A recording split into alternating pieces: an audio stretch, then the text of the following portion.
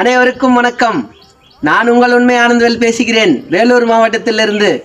வரப்பை உயர்த்து, நீரை சேமித்து, மண்ணை பதப்படுத்து, வேளாண்மை செழித்து, நாம் அனைவரும் மகிழ்வோம். ருசித்து புசித்து. என்ன சரிதானே? கால நேரம் பார்த்து விதைத்தால் வளங்களை நிறைய குவிப்பாய்.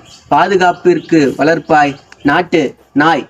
என்றும் அன்புடன் உண்மை ஆனந்தவேல். நன்றி. வெள்ளக்காரன் கூட நம்மளை பார்த்து தானே வேணத்தா வீடு வரைக்கும் கொட முடிச்சா.